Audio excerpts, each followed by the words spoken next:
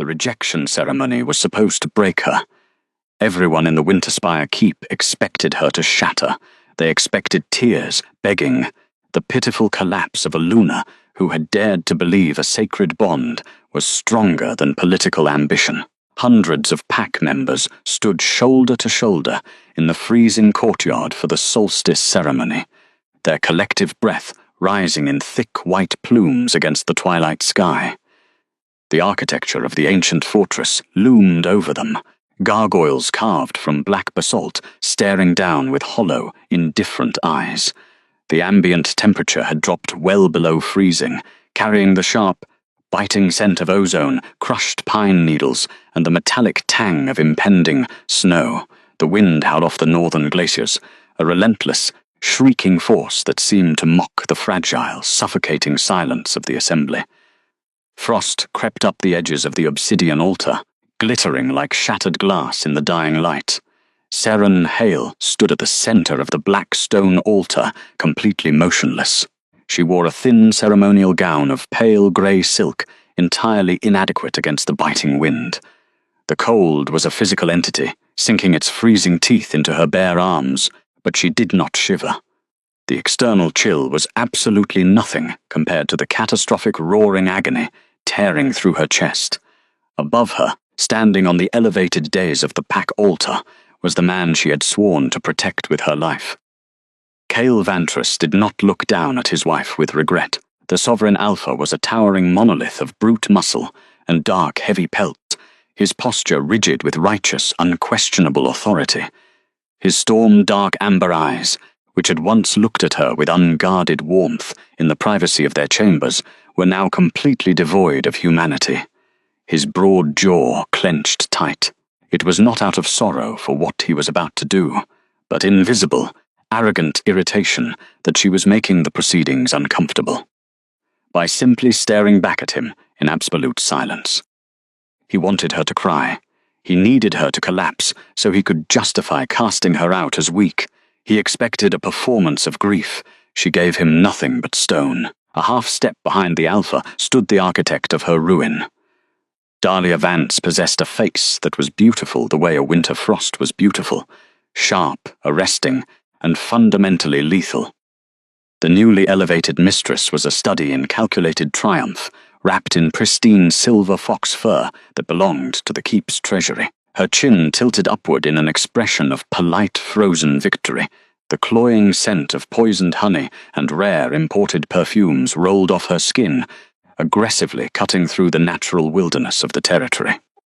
She leaned subtly into Cale's side, pressing her shoulder against his arm in a silent, public assertion of ownership.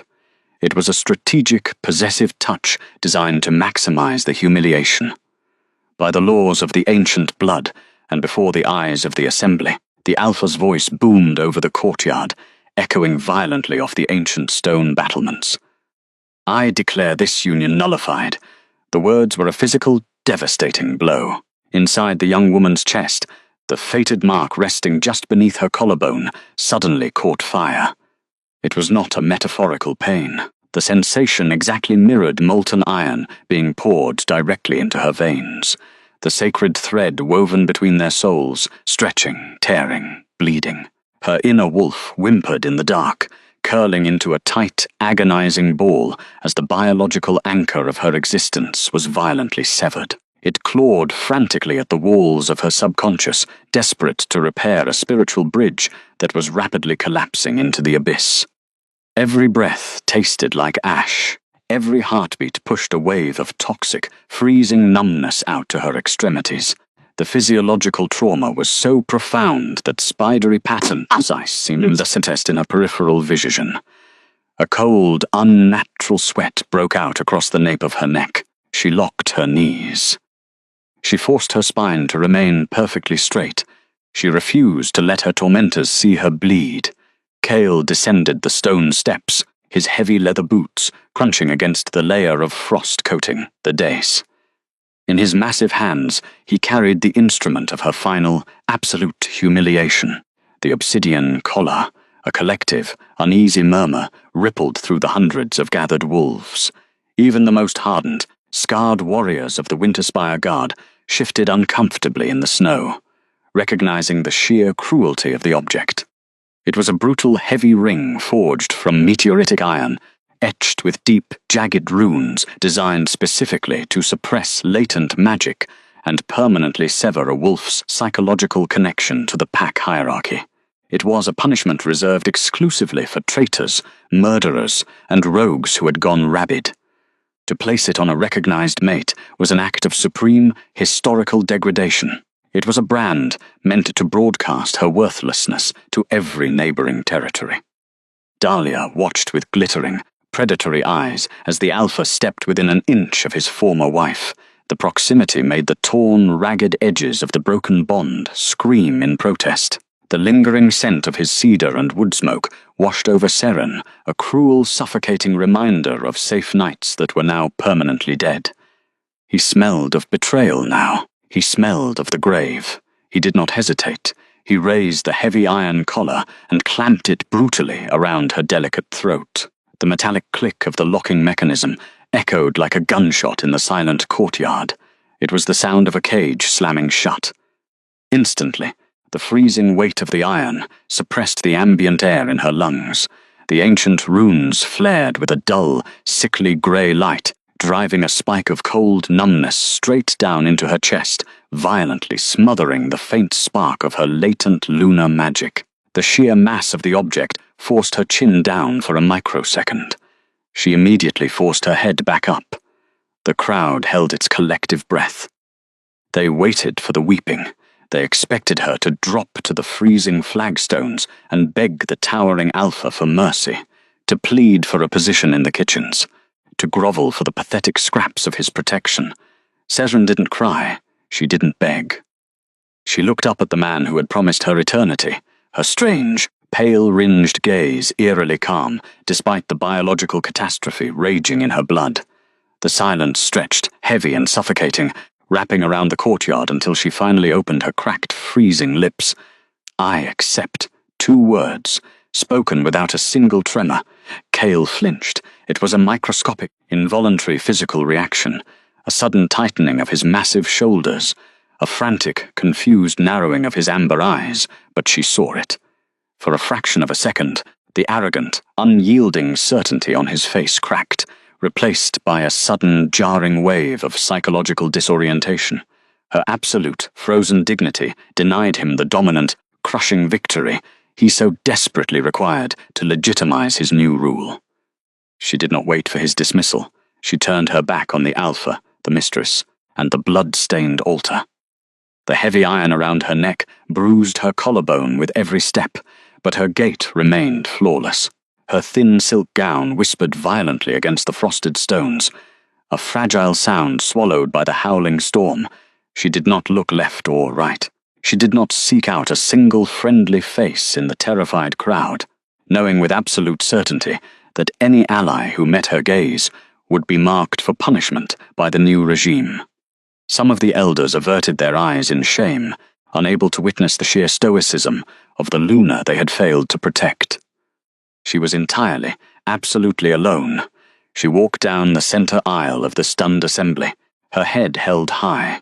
The sea of wolves parted for her instinctively, stepping back from the sheer, unnatural force of her composure, terrified of a woman who could endure a soul-rending without shedding a single tear. She left them standing in the bitter wind. The dungeons of the fortress were where you went to be forgotten. But the apothecary's quarters, buried deep within the subterranean rings of the keep, offered a different, quieter kind of burial. It was nearing midnight. The massive solstice blizzard had finally broken over the northern peaks, slamming against the thick exterior walls with the concussive force of a battering ram. The gale shrieked through the narrow arrow slits, rattling the heavy iron sconces mounted on the damp masonry. Down here, the walls wept with constant condensation, the moisture freezing into intricate, crystalline patterns along the mortar. The medical chamber was a small, claustrophobic pocket of desperate survival hidden beneath tons of crushing stone. Shelves lined the walls, packed tight with glass vials, dried herbs hanging in brittle bundles and ceramic pots of salves. Inside the low-ceilinged room, the air was stiflingly dense. It smelled heavily of crushed willow bark, dried bloodweed, and the sharp antiseptic sting of bitter root. A single struggling hearth fire cast long, chaotic shadows against the floor, offering a pitiful, flickering resistance to the creeping frost of the night. Seren sat rigidly on a scarred wooden stool near the embers. She was still wearing the ruined silk gown, though the delicate hem was now soaked heavily with melted snow, mud, and ash from the courtyard. Her hands rested palm down on her knees. Her knuckles were bone-white. The protective adrenaline of the public trial had finally bled out of her nervous system, leaving behind a profound, terrifying physiological crash. Her core body temperature was dropping dangerously fast. Behind her stood Benji Croft. The elder healer possessed a face mapped with decades of harsh winters, brutal wars, and quiet, unspoken tragedies. His grey hair was tied back tightly with a simple leather cord, and his storm cloud eyes were entirely devoid of the cruelty that infected the rest of the high-born pack. He had delivered Kael into the world. He had stitched the previous sovereign's war wounds. Yet now he was relegated to the damp shadows, punished for his quiet refusal to bow to the new mistress's endless, toxic vanity. Benji's weathered hands, usually steady enough to stitch a torn artery in the dark, were visibly trembling. He held a small, chipped ceramic bowl filled with a luminescent silver paste. It was a crude, early formulation of the moonflower elixir. A rare, glowing silver herbal draught Seren herself had been quietly developing to soothe spiritual burns. One day she would perfect the brew, but tonight, this rudimentary salve was the only thing standing between her and total spiritual collapse. Benji used a flat wooden spatulate to carefully apply the freezing paste to the raw, blistered skin surrounding the heavy iron ring on her throat. The silver paste hissed as it met the angry, bruised flesh, providing a temporary, localized numbness against the suffocating weight of the iron. The obsidian collar had already begun its dark, parasitic work. The meteoritic metal reacted violently with the natural magic lingering in her blood, burning a dark, furious bruising pattern into her skin. It leached the ambient heat directly from her body, radiating a localized aura of freezing agony that sank deep into her cervical spine. Every time she swallowed, the iron chafed mercilessly against the raw flesh, sending a spike of blinding agony straight up into her jaw. Every shallow breath she took required a monumental effort of will, her lungs struggling against the invisible, crushing pressure of the runic magic. "You cannot stay here, child," the healer whispered. His voice was a rasping, exhausted scrape of sound, barely audible over the howling wind, violently battering the wooden shutters outside. Seren did not move. She kept her gaze fixed on a single glowing ember in the hearth. "I have nowhere to go. The territory borders are closed for the solstice storm." "They are not closed to the dead," the old man replied grimly, wiping a fresh trickle of dark blood from her collarbone with a clean linen cloth. "He stripped you of your title to satisfy his pride. But the woman who stands beside him, Dahlia, will not be satisfied with your humiliation. She is a creature of absolute, vicious paranoia. As long as you draw breath within these walls, you are a threat to her legitimacy." The sheer truth of his words settled into the small room, heavy and suffocating. The newly appointed Luna was not a wolf who left loose ends. She operated through whispers, shadows, and poisoned cups. "He promised me safe passage to the outer villages at dawn," she said softly. Her voice was raspy, damaged by the crushing physical pressure on her windpipe. "Kael is a fool who thinks a signed parchment guarantees obedience," Benji countered, his tone hardening with sudden, protective anger.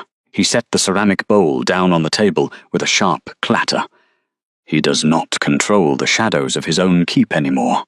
Dahlia's personal guards are already whispering in the lower barracks. If you are still in this fortress by morning, you will suffer an unfortunate accident on the eastern stairs. A tragic fall, a sudden incurable illness. You know exactly how she operates." Seren closed her eyes. The physical burning of her torn mating mark flared again, a phantom, searing heat directly over her heart. The spiritual wound was catastrophic, A normal Omega would have already succumbed to the fever of the severed bond, curling into a dark corner to await a quiet, inevitable death. But beneath the suffocating iron on her neck, the ancient, unrecognized blood of her lineage refused to yield. We are small things in a world of teeth. She opened her eyes. The strange, metallic-hued irises caught the firelight, shifting from dull exhaustion into something dangerously sharp. The stoic, unreadable mask she had maintained at the altar cracked just slightly, revealing the raw, instinctual survivor underneath. She would not die in a dark stone basement. She would not be quietly erased from the world to make room for a usurper. "How far to the neutral zone?" she asked, her voice dropping into a flat, emotionless register that demanded facts, not comfort. Benji exhaled a long, shaky breath, profoundly relieved she was not choosing to surrender to the inevitable fever. 3 leagues through the eastern ridge. The snow is already waist-deep on the primary trails. The temperature out there will kill a healthy, fully shifted warrior in hours. "I am not a healthy warrior," she replied quietly, standing up from the wooden stool. The movement was pure agony. Her muscles screamed in immediate protest, rejecting the biological chaos wreaking havoc on her nervous system. It felt as though she was walking on shattered glass, but she locked her joints and forced herself to remain upright. "I have nothing left to lose to the cold." The elder healer turned away, moving toward a heavy iron-bound oak chest, resting in the far corner of the room. He rummaged frantically through the contents, pulling out a thick, coarse woolen cloak heavily lined with winter rabbit fur. He grabbed a heavy leather water skin and a tightly wrapped parcel of dried venison, turning back to press the meager supplies firmly into her scarred hands. "Take the western postern gate," he instructed, his voice growing thick with unshed, frustrated tears. He was the only soul in the entire sprawling territory who actively mourned her departure. "The border guards stationed there owe me their lives from the winter plague 3 years ago. They will look the other way. Once you cross the frozen river, you must not stop moving. Do you hear me? If you sit, if you close your eyes for even a single moment, the frost will take you." Seren pulled the heavy, oversized cloak over her trembling shoulders. The rough wool offered a sudden, desperate, and beautiful warmth against her freezing skin. She reached up slowly, her raw fingers brushing the cold, jagged iron of the collar. It was a brand of supreme shame, specifically designed to break her spirit and force her into madness. Instead, it was rapidly becoming a catalyst. The sheer pain of it kept her awake. The weight of it reminded her of exactly what she was leaving behind. A pack that had stood by and watched her bleed, and an alpha who chose a polished crown over a fated soul. "Thank you," she whispered, looking at the old man. She did not step forward to offer him an embrace. Any display of physical affection, any soft touch, would instantly break the fragile emotional dam she had constructed to survive the night. She could not afford to feel gratitude. She could only afford to calculate distance, temperature, and direction. "Survive," the healer commanded fiercely, his storm cloud eyes burning with an intense paternal desperation. "Do not let them bury you in the snow. Walk until you cannot walk anymore, and then crawl." She nodded once, a sharp, single movement of absolute acknowledgement. She turned toward the heavy, iron-bound door of the apothecary. Lifting the cold iron latch, the ancient hinges groaned loudly in the silence, immediately swallowed by a violent rush of freezing air that blasted down the stone corridor. The raw, biting chill of the open draft hit her face like a physical blow. She pulled the heavy, oversized cloak tighter around her trembling shoulders, her raw fingers carefully avoiding the jagged, freezing metal of the obsidian collar. The path ahead was nothing but black ice and howling wind. The snow was already drifting high against the subterranean walls, threatening to bury the lower levels entirely. She stepped over the threshold, her ruined silk gown dragging through the encroaching frost. Every breath burned. Every heartbeat felt like a jagged stone grinding against her ribs, but her spine remained perfectly straight. Seren stepped out into the dark, unforgiving night, and she did not look back. The eastern ridge was not a path. It was a sprawling, vertical graveyard of shattered slate and petrified timber. The blizzard had intensified, transforming the night into a blinding, chaotic vortex of white and grey. The wind shrieked through the barren branches, a relentless physical force that repeatedly slammed into Seren's fragile frame. Every step required a monumental exertion of will. The heavy woolen cloak Benji had given her was already caked in a thick layer of frozen sleet, weighing her down like a burial shroud. Beneath it, the ruined hem of her pale silk gown had frozen solid, the delicate fabric snapping and cutting into her bruised, numb shins with the rhythm of her desperate march. The obsidian collar was a parasite feeding on her remaining body heat. The brutal iron ring sat heavily against her collarbone, chafing mercilessly against the raw, blistered flesh with every ragged breath. The crude moonflower elixir salve the elder healer had applied was already wearing off, overpowered by the sheer, malicious intent of the runic metal. The collar was specifically designed to suppress a wolf's latent magic, but it also functioned as an anchor of psychological despair. It radiated a localized aura of freezing agony that sank deep into her cervical spine, turning the muscles of her neck into rigid cords of screaming tension. She forced her right foot forward, then her left. Her core temperature was plummeting rapidly, her body initiating the grim, biological process of shutting down blood flow to her extremities to protect her failing organs. The torn edges of her severed mate bond throbbed with a sickening, phantom heat deep within her chest. It was a catastrophic spiritual wound, a void where Kale's presence had once resided, now filled only with the toxic, freezing numbness of betrayal. Her inner wolf dragged itself through the dark corridors of her subconscious, whimpering, entirely blind, without the spiritual anchor of the pack. She did not allow herself to cry. Tears would only freeze her eyelashes shut. She had walked for hours through the relentless darkness, navigating solely by the jagged, looming silhouette of the mountain peaks against the storm-choked sky. The neutral zone lay somewhere ahead, a narrow strip of unclaimed territory, separating the sprawling domain of Winterspire from the deeply feared borders of the rival pack. If she could just reach the boundary stones, she would be out of Kale's immediate jurisdiction. Then the wind shifted. It carried a sound that instantly paralyzed the blood in her veins. A long, guttural howl echoed through the frozen valley behind her, perfectly cutting through the shrieking gale. It was not the ambient cry of a wild beast. It was the synchronized rhythmic call of Winterspire trackers. Dahlia had not waited for dawn. The new Luna had dispatched her personal assassins into the storm, entirely bypassing the false promise of safe passage. They were hunting her. Seren locked her freezing joints and forced herself into a clumsy, agonizing run. Her lungs burned as if she were inhaling crushed glass. The heavy iron collar brutally restricted her windpipe, limiting her oxygen intake to shallow, frantic gasps.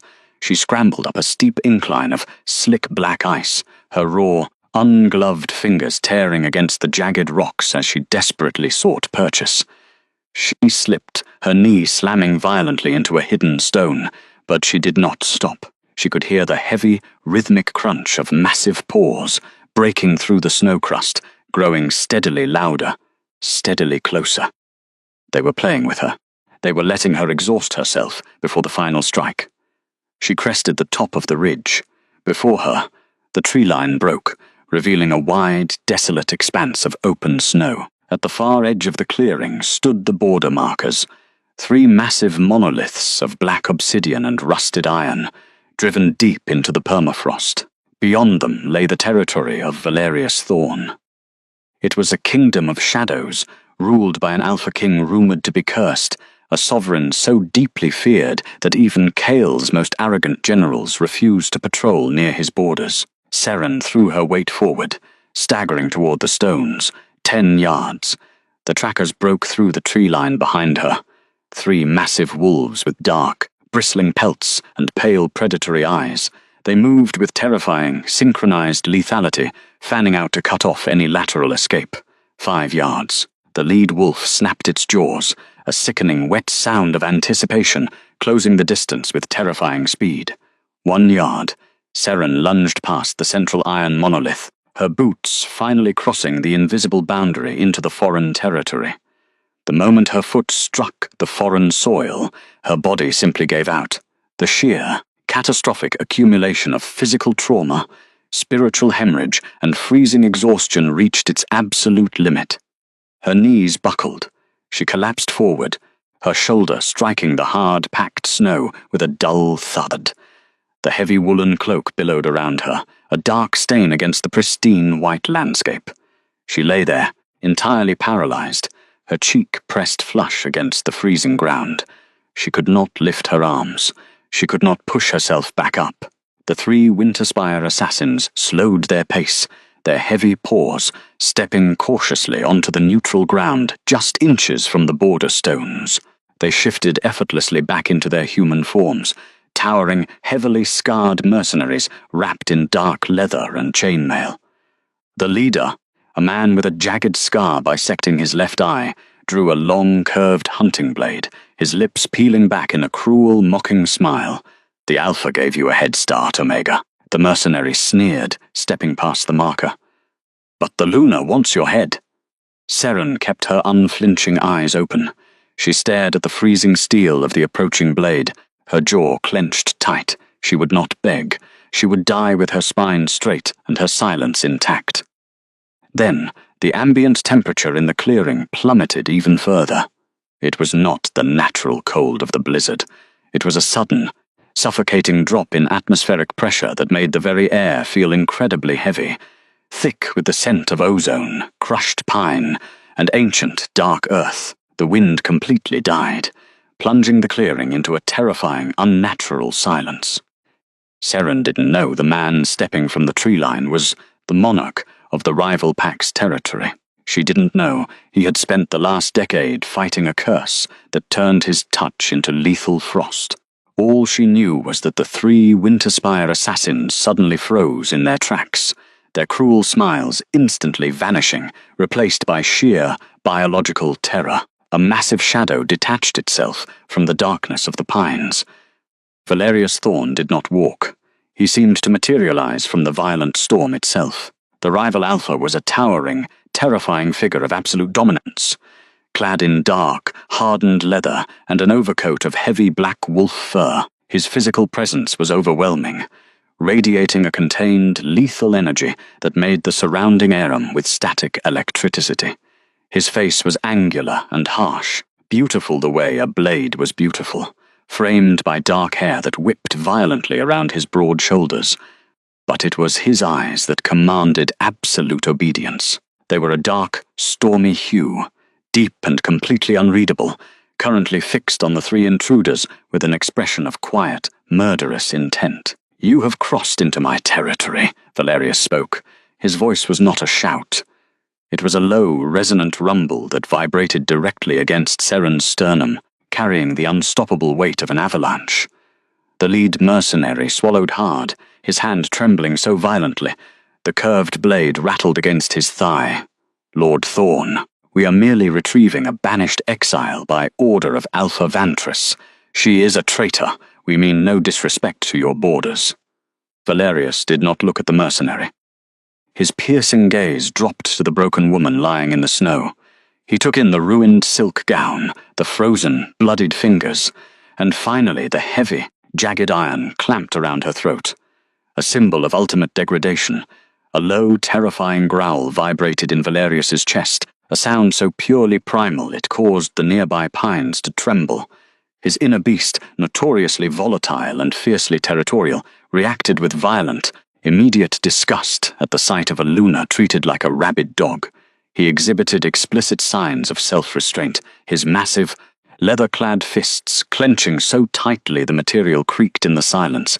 He forced his beast back down, maintaining an iron grip on his sanity. "She is bleeding on my snow," Valerius stated, his voice dropping an octave, slipping into the terrifying register of an apex predator. "Which means she is under my protection. If you do not step back across that marker in the next 3 seconds, I will send your heads back to Winterspire in a burlap sack." The mercenaries did not hesitate. The sheer, crushing weight of his dominant aura hit them like a physical blow, forcing their inner wolves into immediate submission. They stumbled backward in frantic, uncoordinated panic, scrambling over the border stones and disappearing into the howling blizzard without looking back. Valerius waited until their scent completely vanished on the wind.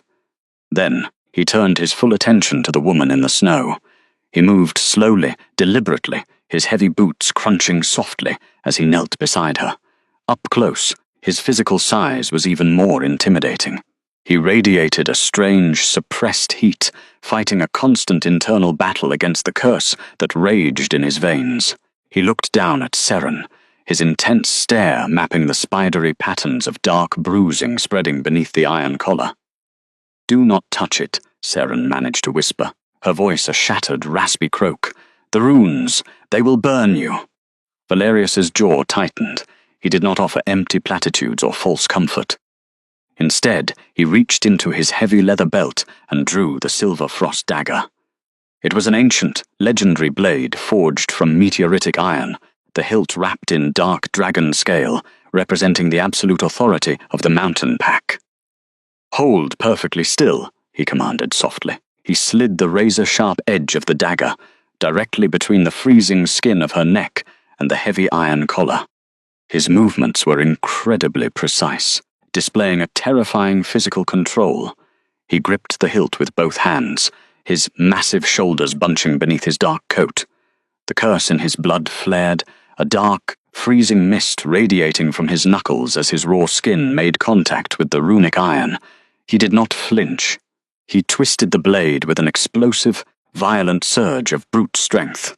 The locking mechanism of the obsidian collar shattered with a loud metallic crack. The heavy iron split in two, falling away from her raw, blistered throat to land uselessly in the deep snow. The relief was instantaneous and overwhelming. Ambient air rushed violently back into Seren's lungs.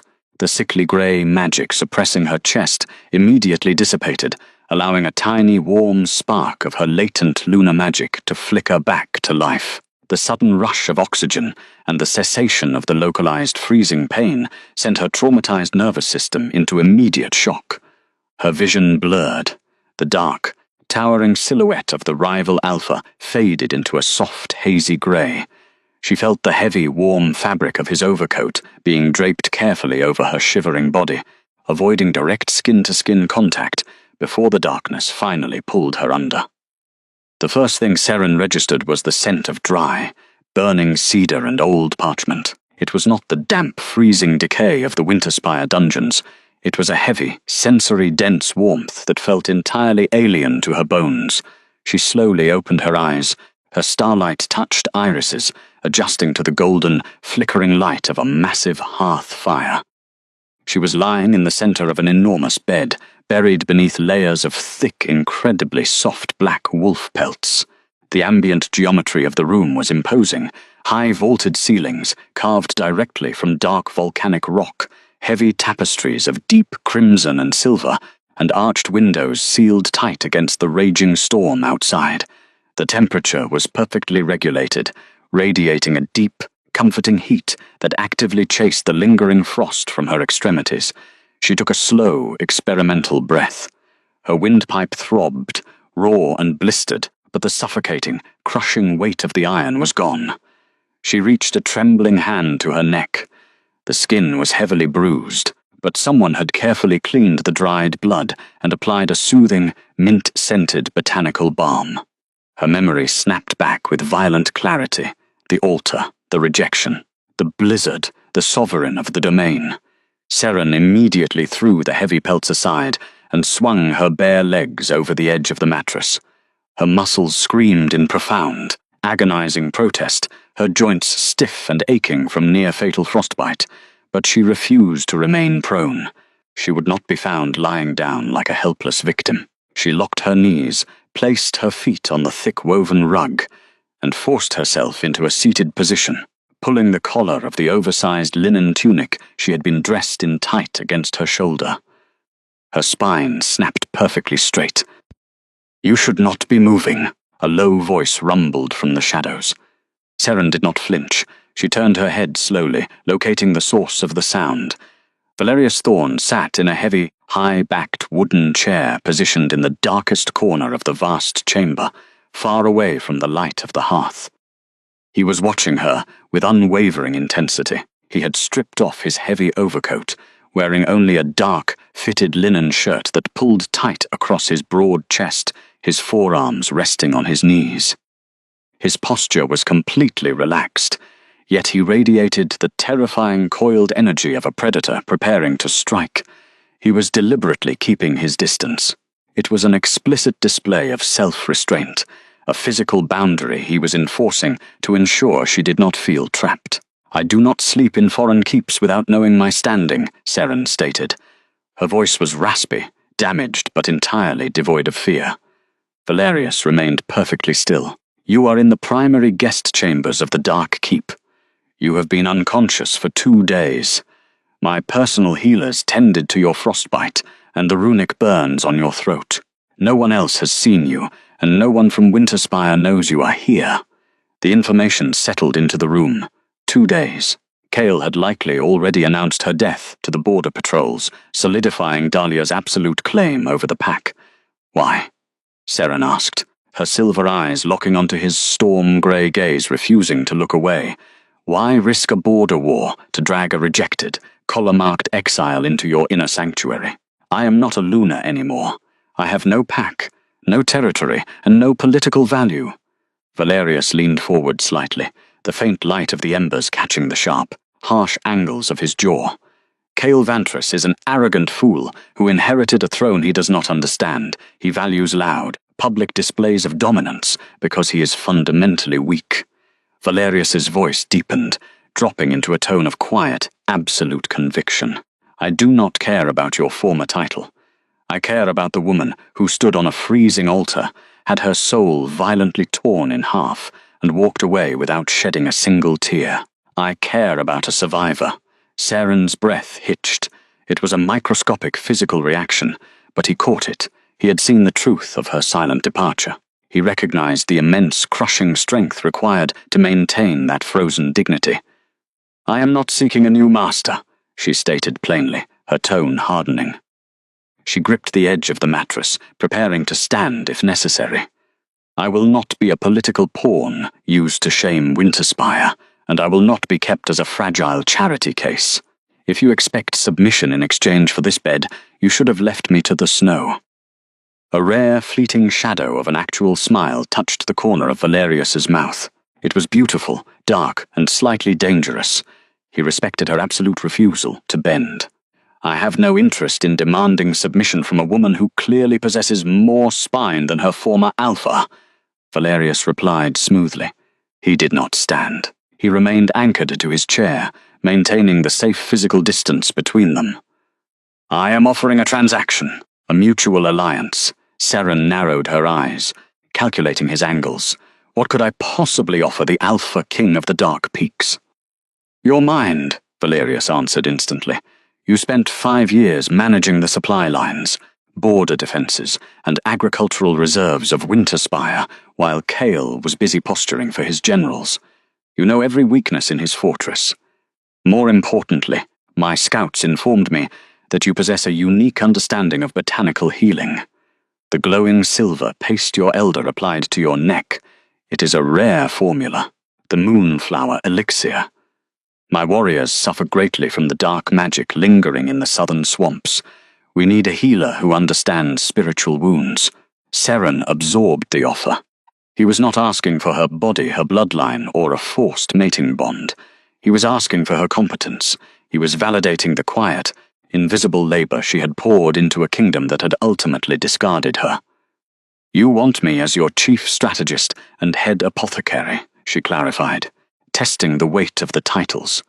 "I want you as an honored guest of my court, functioning with full autonomy," Valerius corrected, his shadowed irises flashing with genuine sincerity. "You will be provided with your own laboratory, unrestricted access to the Keep's libraries, and a personal guard.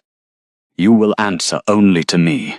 In exchange, you will help me fortify my borders against whatever rot is currently spreading, through Winterspire under its new leadership. It was a staggering proposition. It was an elevation from the dirt to the high table, offered without a single threat of coercion. And if Winterspire demands you hand me over, Seren pressed, needing to see his boundaries. Valerius finally stood up. His massive frame dominated the shadows of the room. He took 2 slow steps toward the hearth, stopping well outside her personal space. The ambient temperature around him seemed to drop slightly, a physical manifestation of the dark curse simmering just beneath his skin. He looked down at the glowing embers, his jaw clenching as he visibly restrained his more violent instincts.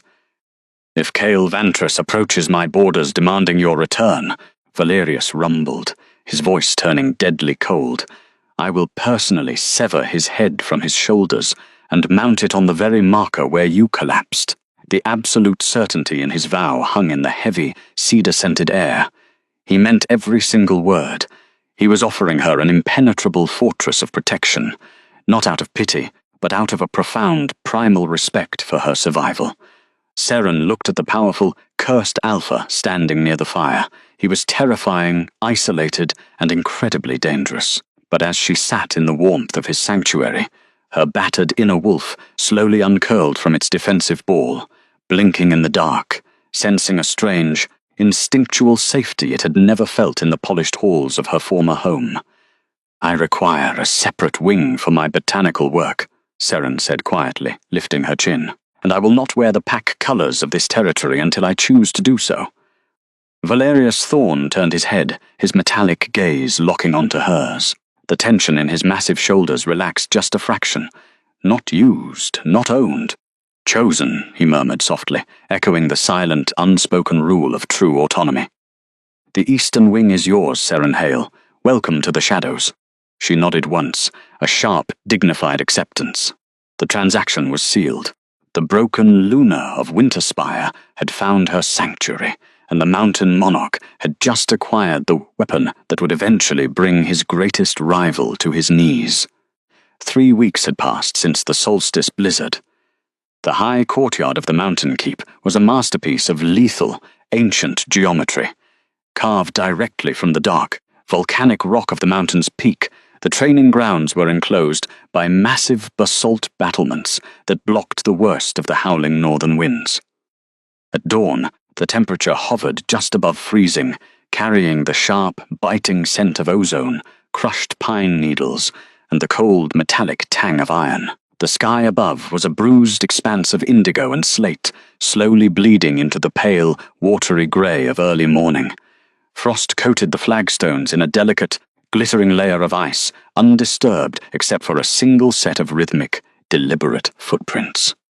Seren Hale stood in the centre of the courtyard, a heavy wooden practice sword gripped tightly in her scarred hands.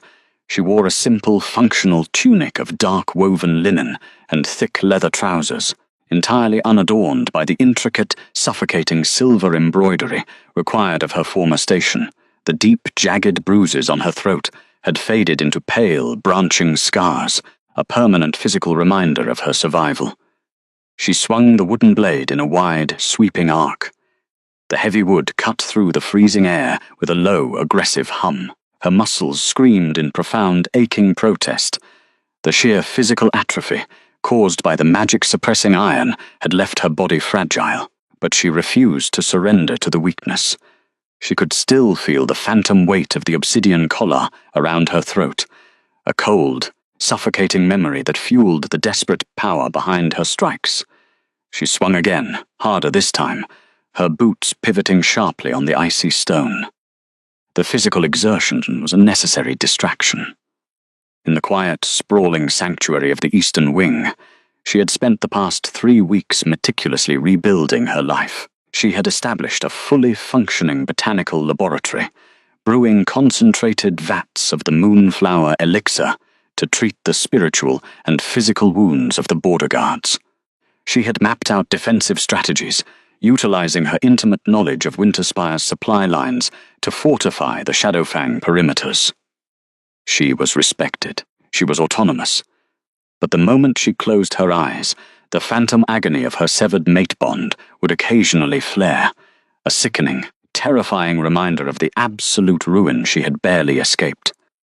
"We are small things in a world of teeth," she had whispered the old proverb to herself in the dark, vowing never to be entirely defenseless again. She lunged forward, striking an invisible opponent, her breath rising in thick white plumes. "Your stance is too narrow." A low, resonant voice rumbled across the courtyard. "If your enemy blocks that strike, your center of gravity will betray you, and you will fall." Seren did not startle. Over the past 3 weeks, her senses had grown acutely attuned to the shifting atmospheric pressure that always preceded his arrival. Valerius Thorn stepped from the shadows of the arched colonnade. The reigning Alpha was a towering monolith of dark leather and heavy furs, his massive frame completely dwarfing the surrounding architecture. He did not wear an iron crown today, but his authority was absolute, radiating from the rigid, terrifying stillness of his posture. His face, beautiful the way a blade was beautiful, was entirely unreadable, save for the intense, focused calculation in his striking irises. He walked onto the training grounds, his heavy boots crushing the frost. The ambient temperature immediately dropped a fraction of a degree, a subtle, constant manifestation of the dark, ancient curse simmering in his blood. For decades, the curse had isolated him, turning his bare touch into lethal, necrotic frost. He was a king who had spent his entire adult life learning how not to frighten people, how to restrain his immense physical power to avoid accidental devastation. He stopped exactly 3 paces away from her, the safe, unspoken distance they always maintained. "I am not a warrior, Lord Thorn," Seren said, lowering the heavy wooden sword slightly, her chest heaving with exertion. "I am an apothecary. You are a survivor who currently lives on the most volatile border in the 7 realms," Valerius corrected smoothly. His voice was a deep, gravelly vibration that resonated directly against her ribs. "An apothecary who cannot defend her own laboratory is merely a hostage waiting to be taken." He reached out and pulled a long, smooth wooden quarterstaff from a nearby weapon rack. He did not adopt a traditional fighting stance. He merely held the staff loosely in his massive right hand, projecting an aura of terrifying, relaxed lethality. "Show me the strike again," he commanded softly. Seren tightened her grip on the hilt of her sword. She drew a slow, deliberate breath, letting the freezing air fill her lungs, and lunged forward. She aimed a sweeping lateral strike toward his midsection, pouring every ounce of her recovered strength into the blow. Valerius barely moved. He flicked his wrist, bringing the wooden staff up in a fraction of a second. The 2 wooden weapons collided with a sharp, concussive crack that echoed violently off the stone walls. The sheer kinetic force of his casual block sent a jarring shockwave straight up Seren's arms, rattling her teeth. "Too slow," he murmured, his deep gaze locking onto hers. "You are thinking about the weapon. Think about the space behind the weapon." He pushed back gently, disengaging the lock. Seren gritted her teeth, her stubborn pride flaring. She reset her footing on the slick flagstones and launched a rapid series of strikes, high, low, diagonal. Every single attack was met by the impenetrable, effortless defense of Valerius Thorn. He did not counterattack. He merely absorbed her aggression, his massive shoulders moving with fluid, supernatural grace. It was a chaotic, beautiful dance of violence and restraint. He was forcing her to find her own rhythm, pushing her physical limits without ever crossing the boundary into genuine threat. They circled each other in the freezing dawn, the heavy scent of his cedar and dark earth wrapped around her, aggressively drowning out the lingering memory of poisoned honey and ash. "You drop your left shoulder when you tire," Valerius noted, parrying a heavy downward slash. "An experienced tracker will read that tell and sweep your legs. Then I will simply have to avoid fighting experienced trackers." Seren shot back, her breath coming in ragged gasps, her silver-flecked eyes flashing with defiant heat. "I am an experienced tracker," he replied, his voice dropping an octave, slipping into a low, predatory register that made her pulse skip a chaotic beat. She lunged again, putting her entire body weight behind a desperate, thrusting strike. It was a mistake. Her worn leather boot hit a slick, solid patch of black ice hidden beneath the frost. Her footing vanished instantly. The sudden loss of gravity sent her pitching forward, her wooden sword clattering uselessly to the stone. She braced herself for the brutal, bone-shattering impact against the freezing flagstones. The impact never came. Valerius moved with terrifying, blinding speed.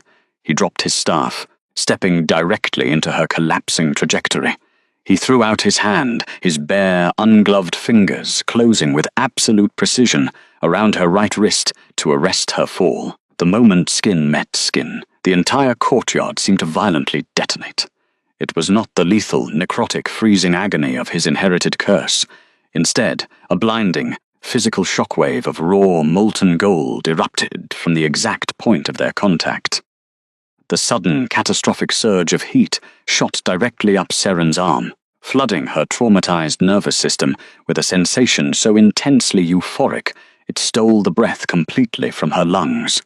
Deep within her chest, the mutilated, bleeding remains of her severed mating mark, the spiritual void that had caused her weeks of agonizing, phantom pain suddenly seized. The sacred thread woven between their souls, stretching, tearing, bleeding under Kale's cruelty, was instantly met by a massive, overwhelming surge of pure ancient biological recognition. Her inner wolf, which had spent weeks curled in a catatonic ball of grief, snapped its eyes open in the dark. It threw its head back and released a deafening, joyous howl that echoed through every cell in her body. Valerius froze completely. His massive fingers were still wrapped tightly around her wrist. The ambient temperature in the courtyard, which had been hovering at freezing, suddenly spiked. The thin layer of frost, coating the stones immediately surrounding their boots, hissed and melted into water. He stared down at his own hand, his storm-grey eyes blown wide in absolute, unadulterated shock. For his entire life, his touch had brought nothing but pain, death, and isolation. No woman ever survived him. Yet here, gripping the fragile wrist of a rejected Luna, there was no frost. There was only a heavy, sensory-dense warmth that felt like a roaring hearth fire in the dead of winter. Seren looked up, her breathing shallow and frantic. She watched as the storm-glass grey of Valerius's eyes rapidly shifted, the dark irises bleeding outward into a blazing, molten gold. It was the undeniable, biological marker of an alpha's inner beast surging to the surface, recognizing its absolute equal. He was her fated mate. The universe had not abandoned her to the cold. It had merely hidden her true anchor behind a wall of shadows. The sheer intensity of the revelation was suffocating. The physical proximity, the burning heat radiating between their skin, the sudden, overwhelming instinctual urge to press herself entirely against his massive chest. It was too much, too fast. Seren ripped her wrist from his grasp. She stumbled backward, her boots splashing in the newly melted puddle of water, her chest heaving as if she had just run 1,000 miles. She clutched her own arm, her silver eyes wide with terror and profound confusion. Valerius did not pursue her. The golden fire in his eyes slowly receded, replaced by a profound, heavy sorrow as he realized he had frightened her.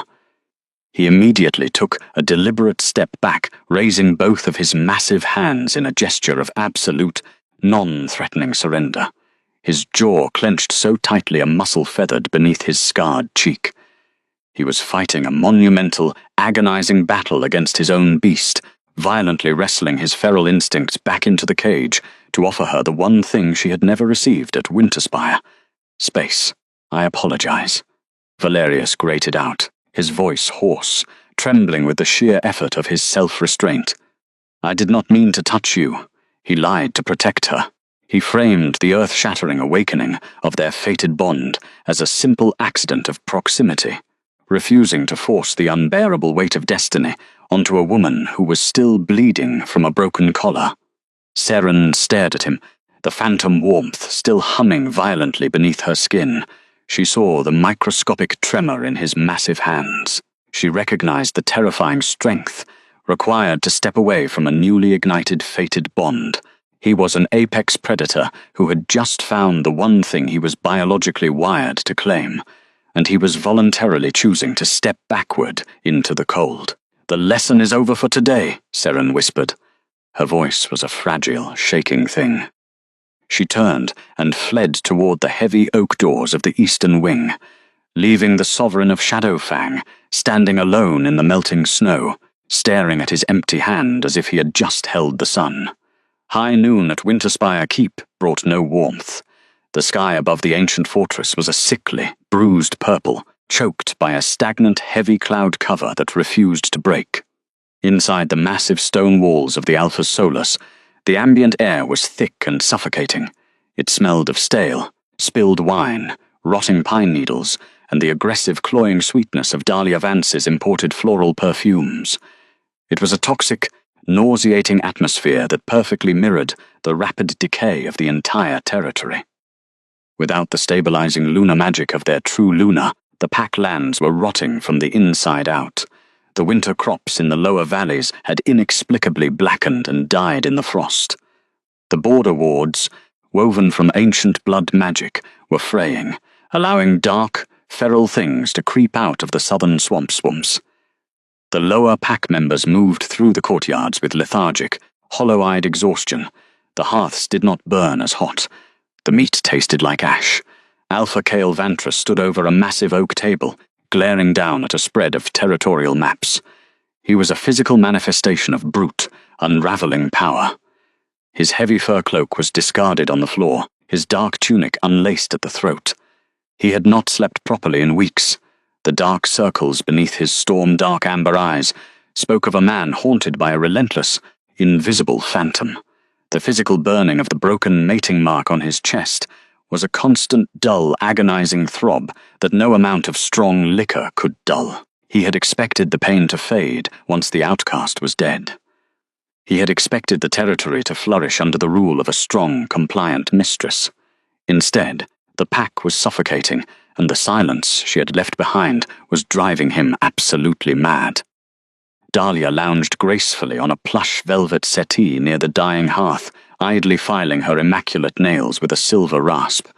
She wore a gown of deep crimson, her sharp, arresting features arranged into a mask of bored entitlement. "You are staring at that map again, Kale," she purred, her voice dripping with artificial, honeyed concern. She stood, gliding across the stone floor with predatory elegance, and draped her arms over his broad shoulders from behind. She pressed her cheek against his back. The eastern patrols found nothing but frozen blood in the snow. "She is gone. The weak Omega served her purpose, and the goddess took her. You must focus on the spring tithes." Kale flinched slightly at her touch. It was an involuntary, microscopic reaction. Dahlia's scent, which had once intoxicated him with its forbidden allure, now smelled incredibly shallow. It lacked the grounding, elemental depth of cedar and old parchment. It lacked the quiet, unyielding strength he had thrown away in his blind arrogance. Before he could respond, the heavy iron-bound doors of the Solar were violently thrown open. A border scout stumbled into the room, his breath coming in ragged, terrified gasps. His leather armor was caked in mud and freezing sleet. He immediately dropped to one knee on the hard stone floor, bowing his head to expose his neck in absolute submission. "Speak," Kale barked, his voice carrying the harsh, unyielding crack of a whip. The scout trembled, swallowing hard. "My Alpha. I bring reports from the deep surveillance units stationed near the neutral stones. It is about the Banished, about the former Luna." Kale's massive hand slammed flat against the oak table, cracking the thick wood under his palms. His amber eyes narrowed into dangerous feral slits. "I ordered you to confirm her corpse was eaten by the scavengers, if you have returned with empty hands. She is not dead. My Alpha," the scout blurted out, terror overriding his discipline. "She is alive. She is residing within the primary fortress of the Dark King's keep." The words hung in the suffocating air, echoing off the stone walls like a death sentence. Silence crashed down over the Solar. It was total, absolute, and terrifying. Kale froze. Cognitive dissonance violently scrambled his thoughts. He had envisioned her dying alone in the snow, weeping for his forgiveness, realizing her absolute worthlessness without his protection. The idea that she had survived the blizzard was impossible.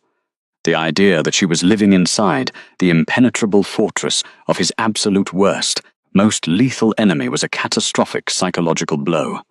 "Explain," Cale whispered. It was a terrifying, flat sound, completely devoid of his usual booming arrogance. Our spies observed her walking the high battlements at dawn. The scout stammered, keeping his eyes firmly fixed on the floor. She was draped in the heavy black furs of Valerius. "She is not a prisoner, my lord. The Shadowfang guards bow when she passes. Rumors in the border villages state that Valerius Thorn has elevated her to the position of chief apothecary and high strategist. They say she sits at his right hand during the evening council." A jagged, burning spike of pure, unadulterated jealousy tore violently through Cale's chest. It was a possessive, territorial rage so intense it momentarily blinded him.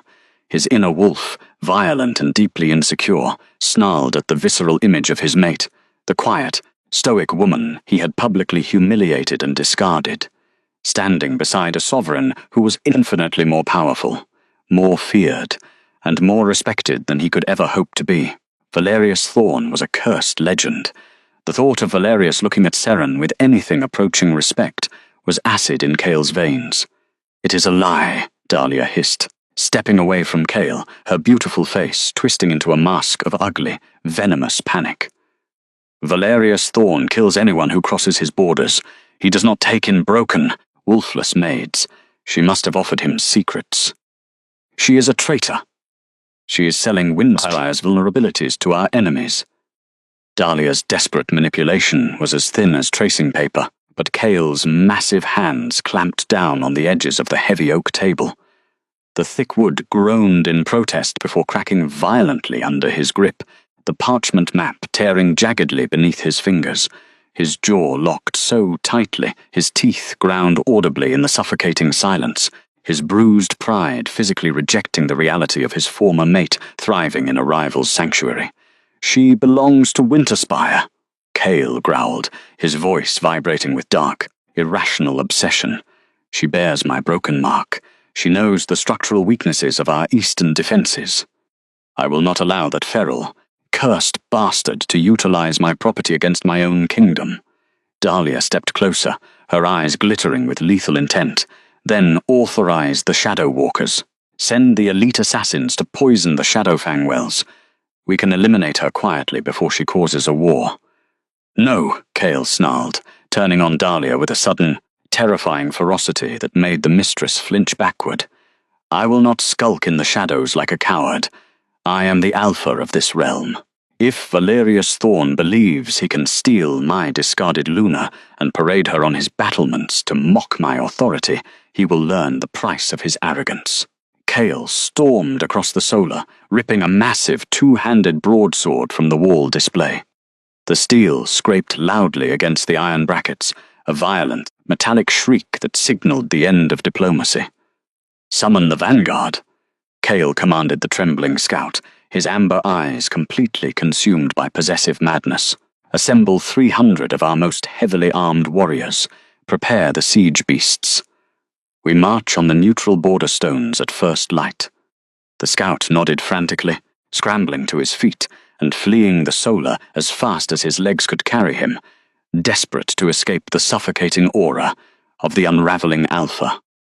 Dahlia stood frozen by the hearth, her silver fox furs looking suddenly heavy and ridiculous. She watched the man she had manipulated into abandoning his true mate completely lose his mind over the ghost of the woman he had cast away.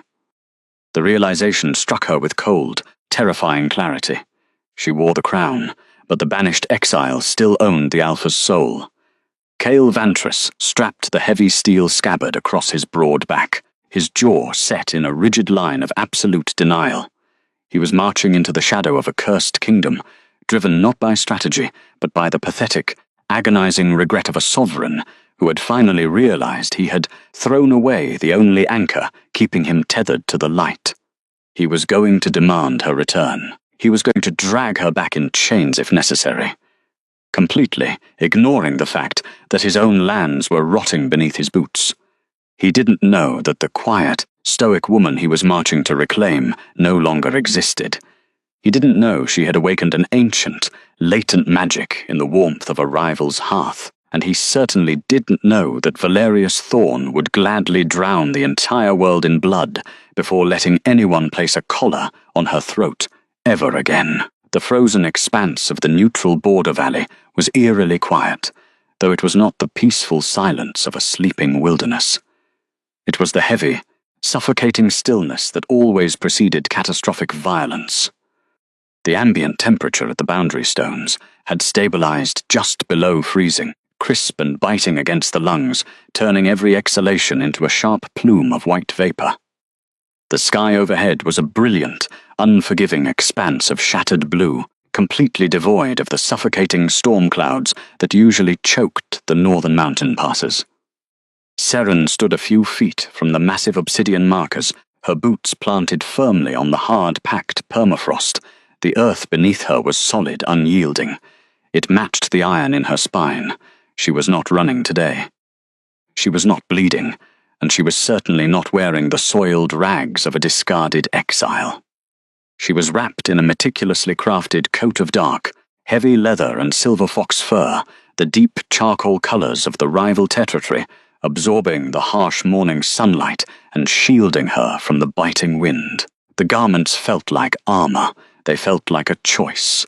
She knelt slowly, her movements fluid and entirely free of the agonizing stiffness that had plagued her 3 weeks prior. Her scarred fingers brushed against a patch of blackened, dead winter vine, coiled around the base of a winter spire marker. The ward was entirely rotted. The ancient blood magic that had protected her former home for generations was fraying into ash, turning brittle and toxic under the incompetent rule of Dahlia Vance, the false mistress who now occupied her stolen seat. Seren catalogued the structural failure with cold, clinical detachment. The psychological phantom of the oppressive obsidian collar that had once bruised her throat, occasionally twinged in her memory, a dull phantom ache against her vocal cords. But the physical flesh was healed. That rapid, miraculous restoration was a testament to the soothing efficacy of the moonflower elixir and the herbal salves Benji Croft had smuggled out of the subterranean apothecary before her departure.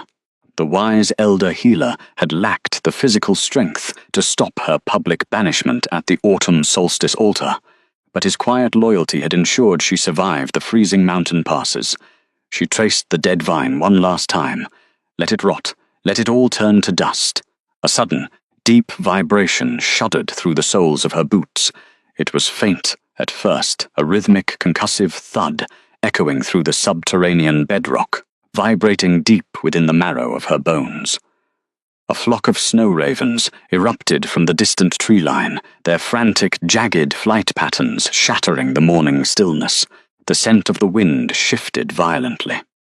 The crisp, clean aroma of crushed pine and ozone was instantly overpowered by the heavy, nauseating stench of wet fur, rusted iron, and the unmistakable, sour odor of biological decay. They were coming. Valerius Thorn stepped out from the shadows of a nearby glacial overhang, moving with the terrifying, absolute silence of an apex predator. The Dark Sovereign did not wear ceremonial armor. He wore a simple fitted tunic of reinforced black leather, the sleeves rolled up to expose the heavy corded muscles and pale, jagged scars of his forearms. He carried no shield. The silver frost dagger, an ancient blade forged from meteoritic iron, rested casually at his hip. 7 of his elite guards fanned out behind him in a loose, relaxed crescent formation. They did not draw their weapons. They merely stood perfectly still, projecting an aura of lethal, unshakable discipline that contrasted sharply with the wild northern wind. Valerius stopped 3 paces behind Seren. He did not crowd her. He did not touch her. He offered only the crushing, undeniable weight of his presence. A silent promise that the earth would crack open before anyone laid a hand on her again. The eastern ridge darkened. A vanguard of 300 heavily armed warriors crested the snowy incline, their boots churning the pristine white powder into a muddy, chaotic sludge. It was a massive, overwhelming display of military force, complete with 2 towering siege beasts, dragging heavy iron ballistas on spiked wooden sleds. The chains groaned against the ice. The Winterspire army poured into the valley, like a dark, creeping infection, their numbers vastly eclipsing the tiny contingent waiting at the border stones. But as the opposing army drew closer, the illusion of their terrifying strength began to crack. Seren narrowed her sharp gaze, instantly reading the physiological tells of her former pack. The warriors were exhausted. Their formations were sloppy, driven by frantic anxiety rather than tactical discipline.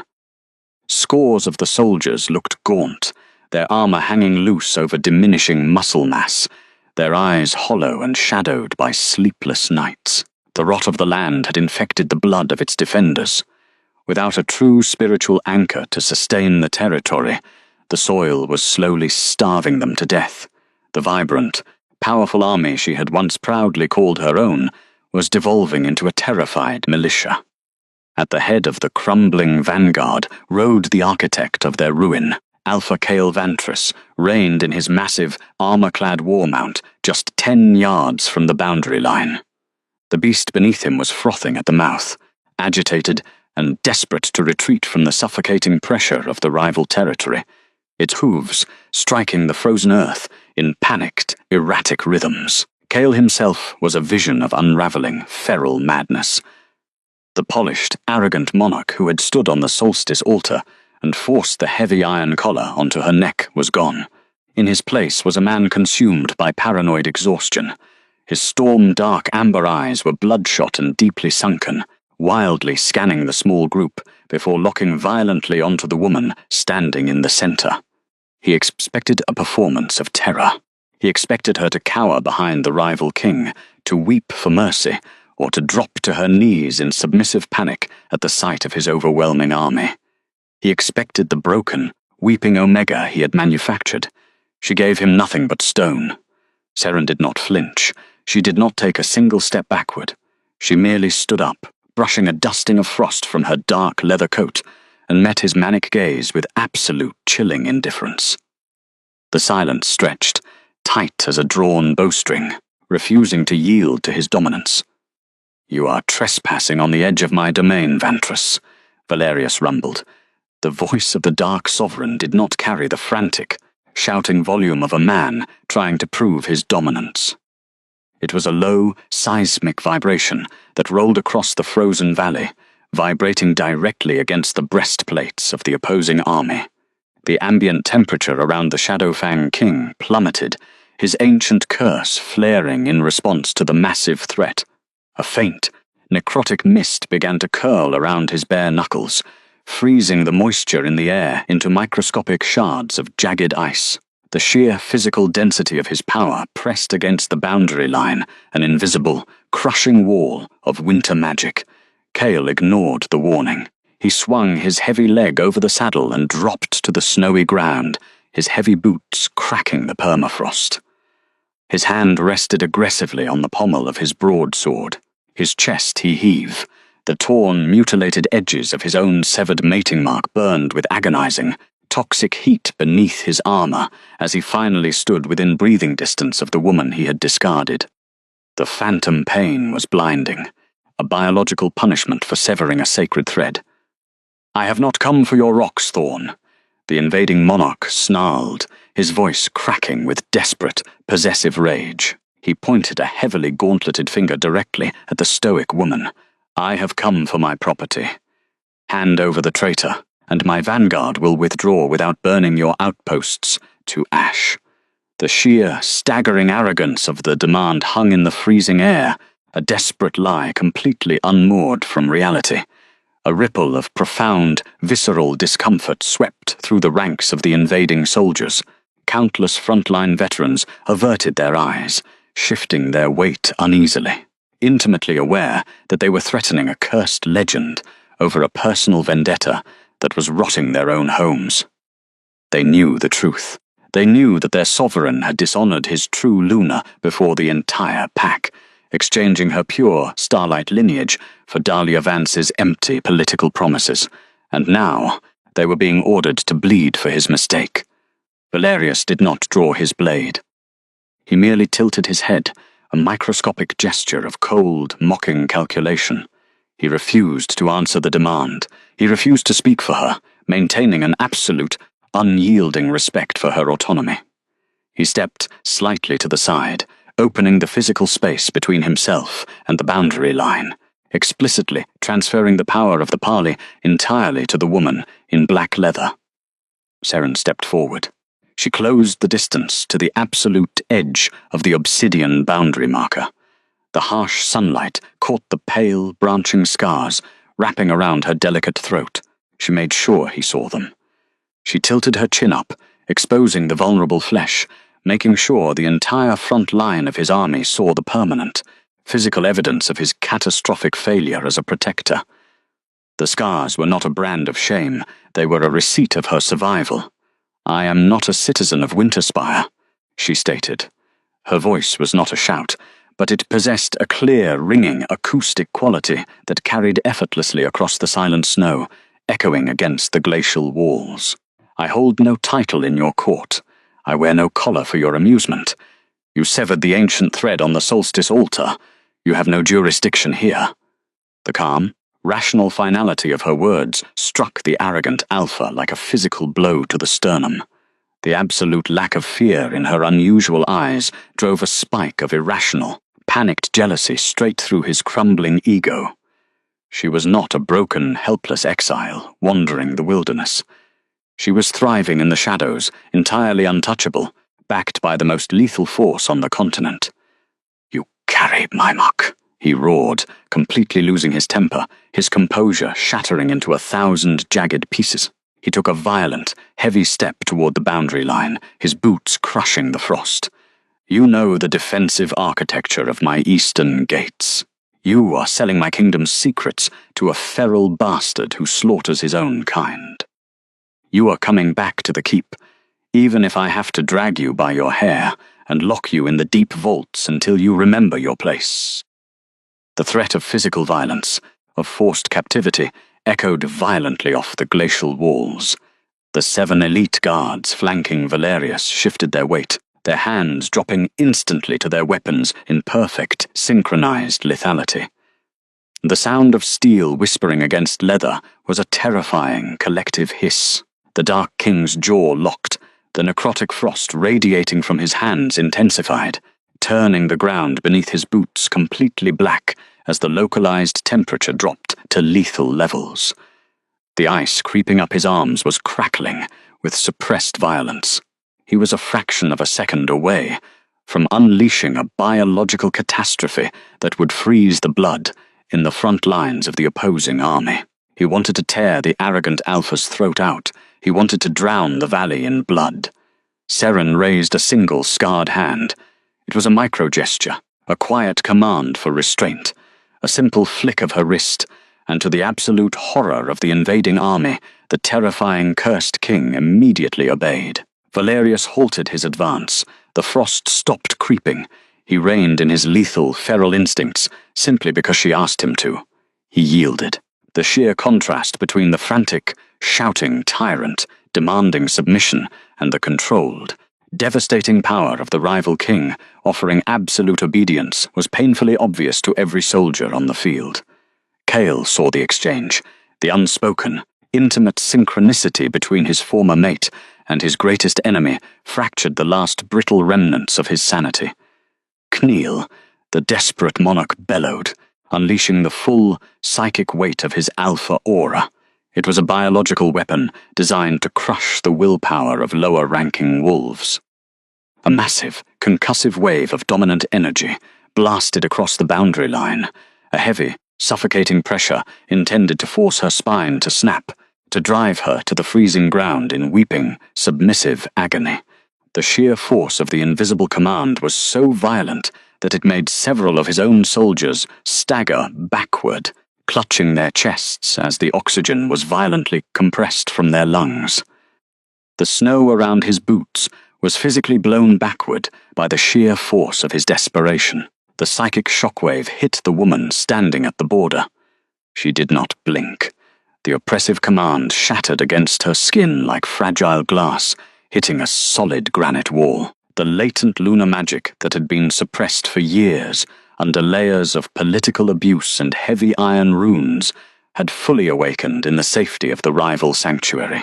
It formed an impenetrable, silent shield of silver starlight around her consciousness, absorbing the toxic dominance and dissolving it into absolute nothingness.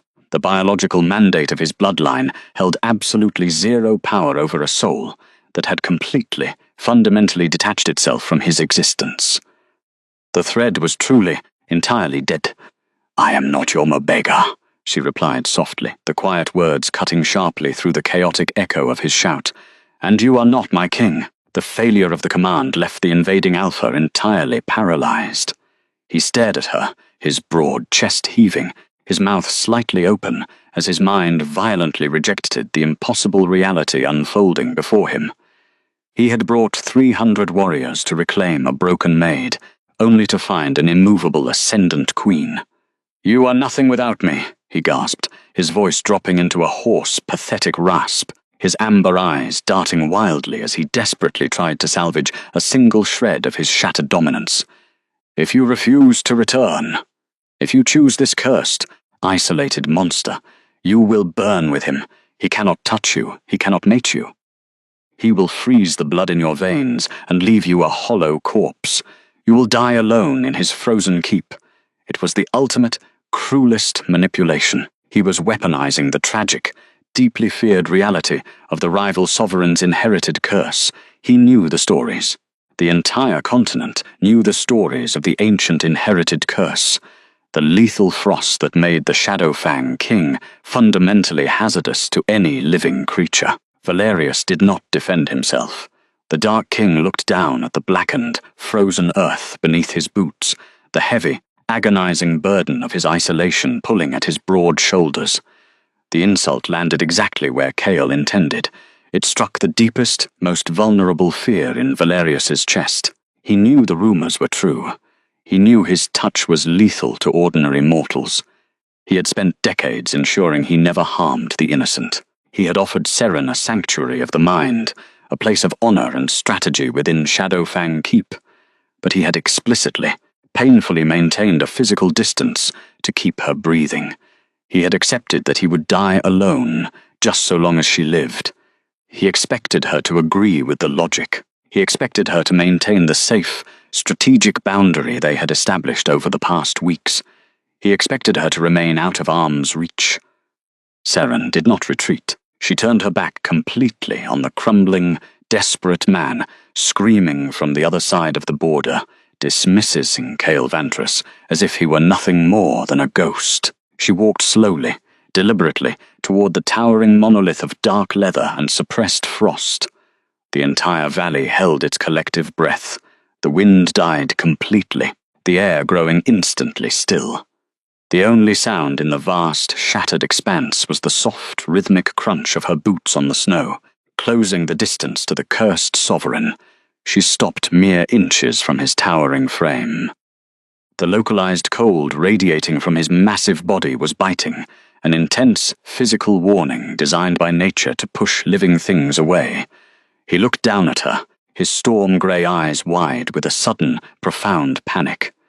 He immediately tried to step backward to enforce the distance, his jaw clenching as he fought his own instincts. He was terrified that his feral curse would automatically lash out and harm the only creature who had ever looked at him without fear. "Do not step away from me," she whispered, her bright irises locking fiercely onto his. "Seren, the frost," he began, his voice a gravelly, trembling warning, his hands curling into tight fists at his sides, fighting the necrotic mist swirling around his skin. "I will hurt you." She didn't let him finish. She reached out with both hands, completely ignoring the terrifying, lethal ice blooming in the air between them. She grasped his large bare hands directly in hers. The contact was absolute, skin to skin. For a microscopic fraction of a second, the lethal, freezing ancient curse violently surged, instinctually attempting to attack the foreign biological presence, to turn her blood to solid ice. But the moment the dark, inherited magic encountered the awakened, ancient starlight lineage running hot and bright through her veins, the curse did not freeze her. It shattered, a blinding, concussive shockwave of pure, molten gold erupted from the exact point of their joined hands. The explosion of raw, fated magic was so intensely bright it temporarily blinded the front lines of the invading army, forcing the Winterspire soldiers to shield their eyes. A massive wave of atmospheric heat blasted outward, rolling across the frozen permafrost in a perfect, expanding circle of absolute warmth. The blackened, dead earth instantly thawed, turning rich and dark.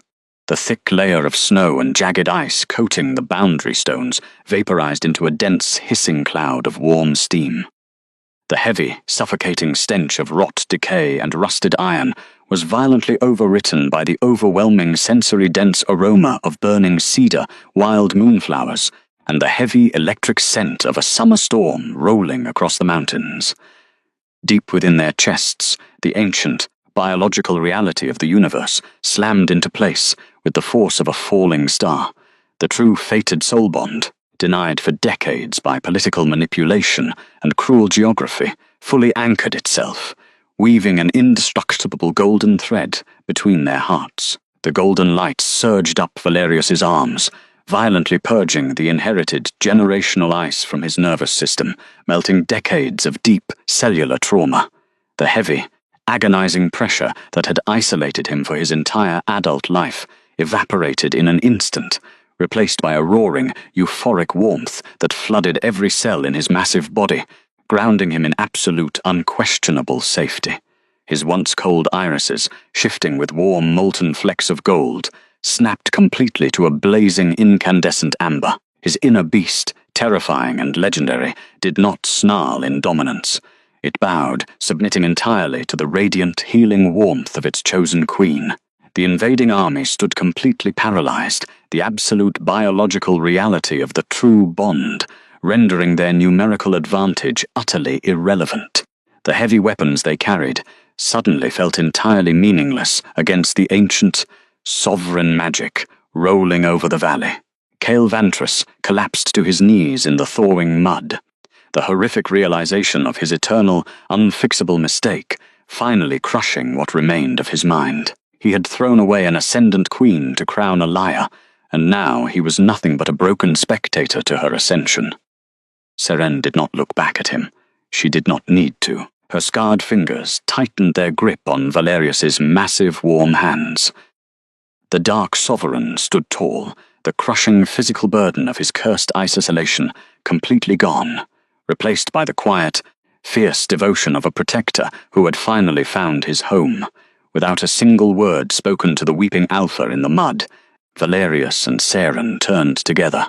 They walked away from the boundary stones, leaving the rotting, Winterspire territory behind them. The dark leather of his coat brushed against the silver fox fur of hers as they moved steadily toward the towering protective spires of Shadowfang Keep. The long, freezing exile was permanently over. She was finally safe, and she was chosen. Thank you for listening to this journey of the lost Luna. If you felt the warmth of her triumph, please take a moment to like, subscribe, and share your thoughts in the comments. Did Seren make the right choice? To answer that, one only had to look at the violent, dying throes of the kingdom that had cast her out. The thawed mud of the border valley squelched beneath their heavy leather boots as they took their first deliberate steps away from the boundary monoliths. The air was thick with the intoxicating, electric aroma of ozone, crushed mountain pine, and the rich, loamy scent of liberated earth.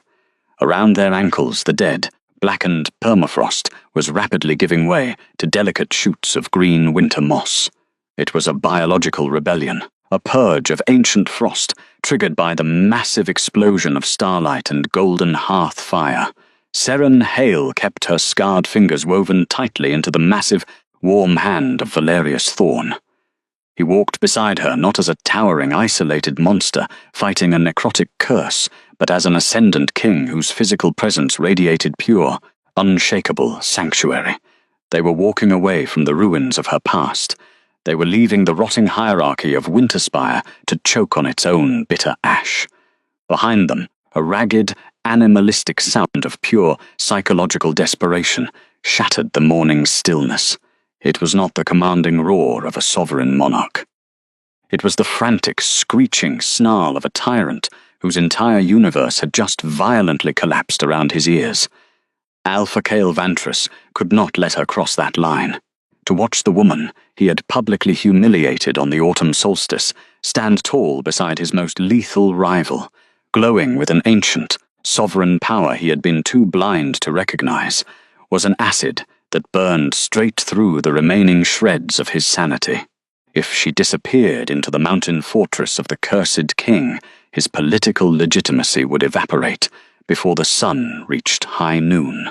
His own starving soldiers were already averting their eyes, their shoulders slumping in silent, undeniable mutiny as they witnessed the physical miracle of the thawed permafrost. His dominance was dead, his crown was turning to rust. "Seize her!" Kale screamed. His voice cracked into a shrill, hysterical rasp that echoed wildly off the glacial overhangs. He scrambled up from the freezing slush, his heavy velvet cloak smeared with thick, foul mud. "Sworn shields, break formation, cut the cursed bastard down and drag the Omega back to the sleds. She belongs to the keep. She is mine." For 3 agonizing heartbeats, the 300 warriors of the Winterspire vanguard did not move a single muscle. The frontline veterans stood frozen in their muddy boots, their hands completely numb against the grips of their spears.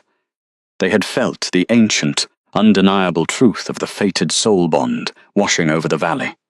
They knew with absolute biological certainty that stepping across that boundary stone meant raising iron against the moon goddess herself. But the inner circle of the sworn guard had no choice. 7 heavily armored mercenaries, bound by blood oaths and the terrifying threat of execution, moved as one. With a synchronized, metallic rasp that sounded like iron teeth grinding together, the 7 shields drew their heavy, 2-handed broadswords. They surged past their kneeling monarch. Their boots churned the newly melted slush into a chaotic spray of black filth as they charged across the obsidian marker. They moved with desperate, synchronized lethality, fanning out in a wide, tactical crescent, designed to cut off any lateral retreat toward the tree line. Their heavy steel breastplates clattered violently in the quiet air. Their pale, predatory eyes were fixed entirely on the woman in the silver fox fur coat. Seren did not flinch. Her straight spine did not bend even a fraction of an inch. She did not hide behind the broad, leather-clad shoulders of the man holding her hand. She did not scream for her guards, nor did she look back at the charging assassins with any trace of the helpless terror that had once paralyzed her in the subterranean apothecary. The rejection ceremony was supposed to break her. Everyone in her former home had expected her to shatter into weeping fragments, to crawl through the snow and beg for the pitiful scraps of an abusive alpha's protection. Instead, that public cruelty had merely burned away the fragile silk of her illusions. It had forged her spirit into tempered iron. Valerius did not reach for the silver frost dagger at his hip. He did not need weapons of forged metal. His own blood was finally singing, completely unchained from the glacial prison that had tormented him for 30 winters. The Dark King stepped forward. His movements were fluid, blinding, and impossibly smooth. He did not unleash the lethal necrotic mist that had once turned living tissue into blackened frost. He did not need to freeze his enemies to destroy them. As the lead Winterspire mercenary lunged forward, driving the tip of his heavy steel broadsword straight toward Valerius's chest in a brutal downward thrust, the Sovereign of Shadowfang simply raised his bare right hand. He caught the flat of the incoming blade directly in his open palm. There was no hiss of freezing blood. There was only a concussive, deafening crack of raw kinetic force. The intense, golden physical heat radiating from Valerius's uncursed skin surged into the cold iron of the broadsword. In a single, blinding fraction of a second, the tempered steel glowed cherry red, conducting a wave of thermal agony straight up into the mercenary's steel gauntlets. The man shrieked in sudden, physiological terror as the padding of his gloves began to smoke and blister. He violently released the hilt, stumbling backward into the slush as the red-hot weapon dropped, harmlessly to the permafrost between their boots. Valerius did not give the remaining squad time to recalculate their angles. He moved like a dark storm clearing a mountain ridge. He pivoted on his heel, his heavy black overcoat sweeping through the air with the sound of snapping sails. He delivered a devastating lateral kick that caught the second armored shield squarely in the chest, crushing the man's steel breastplate inward like dry parchment and launching him 12 feet backward into the snowbanks. He seized the third attacker by the throat with his ungloved left hand. There was no frostbite. There was only the crushing, absolute mechanical pressure of an apex predator asserting his physical sovereignty. Valerius lifted the fully armored warrior 6 inches off the ground without shifting his stance, throwing him effortlessly across the obsidian boundary stone to crash into the mud at Cale's trembling knees. It was not a battle. It was a systematic, terrifying dismantling of arrogant boys trying to threaten an ancient monarch. The 7 elite sworn shields of the mountain, who had stood silently at the tree line, did not even draw their blades to assist their master. They merely stepped forward, forming a relaxed, imposing perimeter around the perimeter of the Thor. Their arms were crossed over their dark leather chests, as they watched their king defend his chosen mate with effortless, brutal grace. But from the blind flank of the chaos, the disgraced ruler of Winterspire launched his own frantic, suicidal strike. Cale had stripped off his heavy gauntlets. His bare hands were raw and bleeding from the biting wind. In his manic, unraveling desperation, he had drawn a long, jagged hunting dagger from his belt, a cruel, serrated blade forged from dark iron, specifically designed to hamstring fleeing prey. He did not aim for Valerius. He knew he could not overpower the cursed legend in physical combat. Instead, Cale lunged directly at Seren. His bloodshot eyes were wide with possessive madness, intending to bury the serrated iron straight into the delicate tendons of her right shoulder. If she could not wear his mark, she would never wear another's. "You belong to the altar," Cale roared, the blade slicing through the crisp air mere inches from her neck. Seren did not wait for Valerius to intercept the blow. She did not need a man to save her from a ghost. As the serrated steel descended, the awakened lunar magic running hot and bright through her veins responded instantly to the absolute certainty in her soul. She stepped smoothly inside the clumsy, frantic arc of Cale's attack. Her movement was an exquisite display of efficiency, born from weeks of rigorous physical discipline on the volcanic training grounds of her new home. Her scarred left hand shot upward, her fingers wrapping around Cale's descending wrist with a grip that felt like clamping iron. The moment her skin met his, there was no phantom spark of fated recognition. There was no lingering warmth, no biological pull, no echo of the sacred thread that had once bound their spirits together. The void where his mark had once burned was entirely silent, completely filled by the golden hearth fire of her true king. She did not freeze him. She did not bleed for him. Instead, Seren channeled the raw, blinding starlight power of her ancient lineage directly through her palm into his pulpit. It was not a destructive attack. It was a pure, overwhelming surge of sovereign illumination that violently rejected the stagnant, toxic corruption in his system. A brilliant flash of silver light crackled across Cale's arm. The sudden, agonizing neural shock bypassed his physical muscles entirely, sending a violent spasm of temporary paralysis straight up to his shoulder. Cale gasped, his jaw dropping open as all sensation vanished from his right arm. The serrated hunting blade slipped from his numb, unfeeling fingers, plunging point first into the dark mud between their boots with a dull thud. Before the disgraced Alpha could stumble backward, Seren used his own forward momentum against him. She twisted his trapped wrist with precise clinical leverage, stepping hard into the back of his knee. The physical disparity between them was absolute. She was a woman nourished by respect, training, and sovereign magic. He was a hollow shell rotting from the inside out, consumed by his own deceit.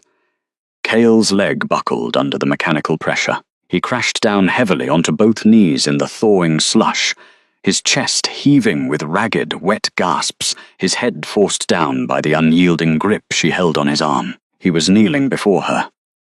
The towering, arrogant Alpha, who had commanded hundreds of wolves to watch her humiliation at the solstice altar, was now physically broken, pinned to the mud by the very woman he had discarded as weak. The silence that fell over the valley was absolute and terrifying. Even the howling northern wind seemed to hold its breath as 300 warriors of the Wintered Spire, Vanguard, watched their sovereign monarch forced into physical submission without a single drop of blood being shed. Valerius Thorn stepped to her side. The Dark Sovereign did not raise his hand to strike the fallen man. He did not insult him. He merely stood there, a towering wall of dark leather and quiet, protective authority, allowing his queen to finish the work she had begun in the snow 3 weeks ago. Seren looked down at the man kneeling in the slush. His dark hair was matted with sweat and filth. His storm-dark amber eyes, which had once burned with such arrogant, unquestionable dominance, were now swimming with tears of physical pain and profound, pathetic terror. He looked small. He looked entirely insignificant. He was a minor obstacle on a road she had already travelled. "The altar you speak of is cold stone, Kael," Seren said softly.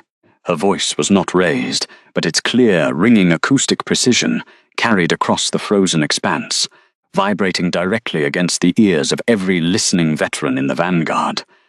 "You tore the thread because you craved a crown of polished silver over a fated soul. You put the obsidian collar around my neck to prove your strength to men who are currently starving on your rotting soil." Kael trembled, his lips working frantically as he tried to form words, tried to beg for the mercy he had never shown her. "Seren, please, the land is dying, the wards. The land is reflecting its master," she interrupted, her tone devoid of any lingering anger or bitterness. It was the calm, clinical diagnosis of a master apothecary inspecting a terminal disease. "I am not your Luna, I am not your healer, and I will never be your victim again." She released his wrist with a single, sharp flick of her hand. She dismissed him completely. Kael slumped forward onto his palms in the mud, weeping openly before his entire assembled army. His broad shoulders shook with the catastrophic realization that his humiliation was absolute and permanent. Dahlia Vance was nowhere to be seen, having long retreated into the shadows of his decaying keep the moment the borders began to thaw. He was entirely alone. Behind him, along the extended battlements of the border valley, the Vanguard of Winterspire reacted to the defeat of their tyrant. There was no charge to avenge him. There were no battle cries. Instead, the seasoned frontline general, who led the primary infantry battalion, slowly stepped forward. He drove the butt of his heavy iron spear into the thawing earth, removing his helmet with his left hand. Slowly, deliberately, the veteran warrior dropped to one knee in the slush. Along the line, 10, 50, 200 warriors followed his lead. The clatter of lowering spears and bending knees rippled across the valley like a falling wave. They were not bowing to their weeping Alpha in the mud.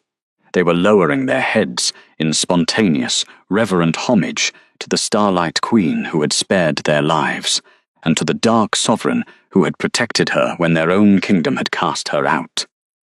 Seren did not linger to watch them kneel.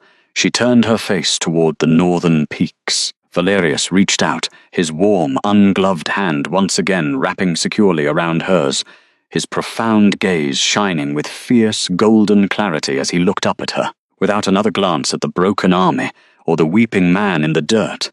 The Dark King and his true mate walked past the obsidian markers. They ascended the winding stone causeway that led into the high, protective mountains.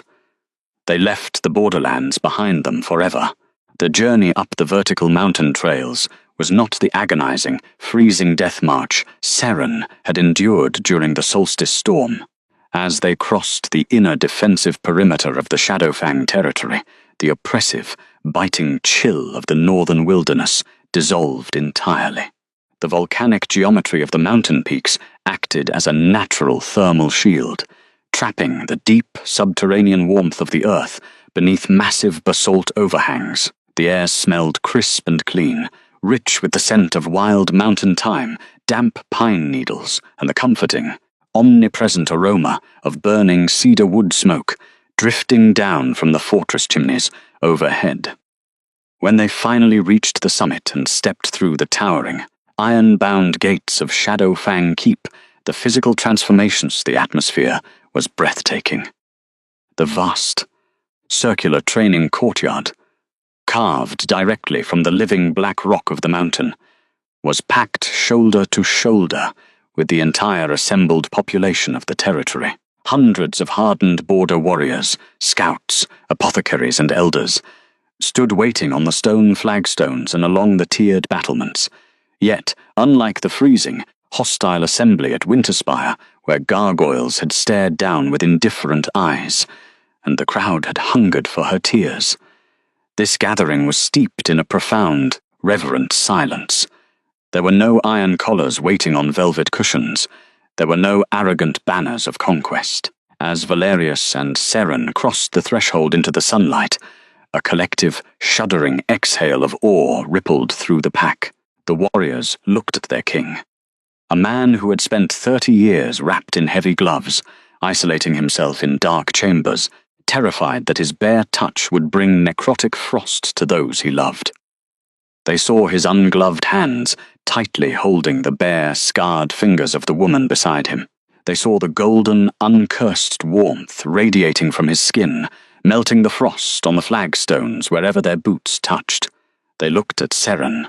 They saw the pale, delicate branching scars mapping the skin of her throat, not as a brand of treason or shame, but as the unmistakable, physical proof of her indomitable survival. They sensed the ancient, sovereign starlight magic humming steadily around her aura, a luminous, protective canopy that promised endless spring and unshakable borders.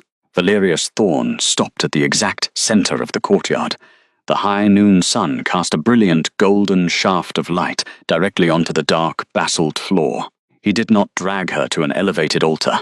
He did not boom declarations of ownership across the stone walls to intimidate his subordinates. Instead, the alpha of the mountain keep turned to face her, completely ignoring the hundreds of watching eyes. He stepped into her personal space, his towering frame offering her a lifetime of absolute, unyielding shelter. He clenched his jaw, an instinctual flex of profound self-restraint, as he looked down at the woman who had carried his physical agony and transformed it into warmth. He reached up, his large, calloused fingers gently brushing a stray lock of dark hair back from her forehead. His touch was incredibly soft, warm, and entirely safe. For 5 years, my scouts tracked the rumors of a Luna who held a decaying kingdom together with her silent labor, Valerius rumbled. His deep, resonant voice carried effortlessly across the quiet courtyard. I did not know the woman watching me from the snow would be the anchor of my soul. I did not know that a name unspoken for 5 years grows teeth, my king. But you took the frost from my blood, Seren. You gave me back the world. He dropped to one knee before her, on the dark volcanic stone. A collective gasp echoed from the tiered battlements. The sovereign king, feared across 7 realms for his lethal strength and unyielding pride, was willingly bowing his head to an outcast maid before his entire assembled army. He took her scarred right hand in both of his, pressing his lips gently against the pulse point of her wrist, right where her ancient magic had awakened to save him. You are the master of your own mind, Valerius swore softly, his unreadable gaze now permanently glowing with the warm, golden embers as he looked up at her. You are the strategist of my walls, the healer of my people, and the only queen this mountain will ever recognize. Not used, not owned. Chosen. Seren looked down at the powerful, dangerous man kneeling at her boots. The last lingering phantoms of her past, the cold stone of the Winterspire altar, the mocking laughter of Dahlia Vance, the crushing suffocation of the obsidian collar, vanished like smoke through a crack in the world. Her inner wolf, once a whimpering, blinded thing cowering in the dark, stood proud and triumphant at the forefront of her consciousness, bathed in the eternal warmth of their shared fated bond. She did not pull her hand away. She squeezed his fingers firmly, her luminous eyes clear and bright, completely devoid of tears. "Rise, Valerius," she commanded softly, her voice steady and full of quiet, sovereign grace. A king does not kneel on his own hearth. Valerius stood, his massive shoulders relaxing as a breathtaking, rare smile transformed his harsh, angular features. He was beautiful the way a blade was beautiful, yet entirely sheathed in her presence. He did not force an embrace. He merely offered his arm, allowing her to set the pace, allowing her to claim her space at his side. Seren turned to face the hundreds of assembled wolves of the mountain keep. She lifted her chin, her spine perfectly straight, her dark leather coat catching the golden sunlight, and as one single unified organism, the entire Shadowfang pack responded to their new Luna. Along the tiered battlements, across the training grounds, and down the arched colonnades, hundreds of warriors lowered their heads. They slammed their right fists over their hearts with a thunderous, concussive boom that shook the volcanic bedrock of the mountain. It was not a forced submission to a political treaty. It was the absolute, voluntary loyalty of a pack that had finally found its true mother. By dusk, the high courtyard had emptied. It was replaced by the tranquil, sensory-dense security of the king's private chambers in the eastern wing. The massive arched windows were thrown open to the twilight, offering a panoramic view of the snow-covered peaks, turning deep violet beneath the rising silver moon. Inside the vaulted room, the ambient temperature was heavily regulated by a roaring fire of aromatic cedar and dry pine logs. The air smelled of wild moonflowers, hot elderberry tea, and the rich, comforting scent of old parchment. The heavy stone walls held the heat perfectly, creating a physical cocoon of absolute sanctuary. At the far end of the chamber, sitting comfortably by a sturdy oak apothecary table, was Benji Croft. The elder healer had been safely extracted from the collapsing lower rings of Winterspire 3 days prior by Valerius's elite shadow scouts. He sat by the warm light of an oil lamp, his weathered hand steadily grinding dried bloodweed into a ceramic bowl. He wore a clean tunic of dark woven wool, his grey hair tied back neatly, his storm-cloud eyes peaceful and bright. He was no longer a forgotten servant hiding in damp basements from a jealous mistress. He was the honoured high apothecary of the Shadowfang court, provided with endless resources to heal those who defended the borders. He looked up as Seren walked past his table. His old face creased into a profound, paternal smile of absolute pride. He did not speak, but his nod said everything. "You survived, child. You crawled through the snow, and now you own the sky." Seren moved toward the hearth, her soft leather shoes making no sound against the thick woven wolf pelts covering the floor. Valerius stood near the stone mantel, looking down at the flickering golden embers. He had stripped away his heavy leather overcoat and weapons, wearing only a soft, dark linen shirt unlaced at the throat and comfortable trousers. The physical tension that had defined his existence, the rigid, agonizing self-restraint of a cursed man waiting for his own destruction, was entirely eradicated. His broad shoulders were relaxed, his posture was open, unguarded, and deeply peaceful. He was a man who had spent his life preparing to die alone, and was now basking in the quiet miracle of survival. She walked up behind him, making no effort to announce her presence. She did not stop 3 paces away. She did not calculate boundaries or fear the cold. Seren stepped directly into his personal space, reaching out to wrap her arms securely around his waist from behind. She pressed her cheek flat against the broad, warm expanse of his back, right over the steady, powerful beating of his heart. Valerius let out a long, shuddering sigh of pure sensory relief. He immediately covered her scarred arms with his large hands, leaning his weight back against her, surrendering his immense physical strength entirely to her gentle support. He turned slowly within her embrace, wrapping his massive arms around her shoulders and pulling her flush against his chest. His chin rested naturally on the top of her head, his eyes closing as he inhaled the deep, grounding scent of her wild moonflower and starlight aura. The heat radiating between them was steady, unburning, and perfect. We are small things in a world of teeth. Valerius murmured into the darkness of her hair, his voice a low, vibrating rumble of absolute contentment. I spent my entire life believing I was one of the monsters waiting to tear the world apart. I never thought I would be allowed to sit by a fire. I never thought I would be allowed to hold my own mate without causing her pain. Seren tilted her head back, looking up into his eyes, now permanently glowing with the warm, golden embers of their unbroken bond. She reached up. Her scarred palm traced the strong, angular line of his jaw, feeling the warmth of his uncursed skin beneath her fingers. He leaned into her touch, completely subdued by her quiet, steadfast presence. "You were never a monster, Valerius," she whispered softly, her silver eyes reflecting the firelight. "You were just a king waiting for the ice to break. The winter is over. We are home." He leaned down, pressing his lips to hers in a slow, deep kiss of absolute, sensory-dense devotion. A physical sealing of a bond that no political decree, no forged parchment, and no obsidian collar would ever have the power to sever again.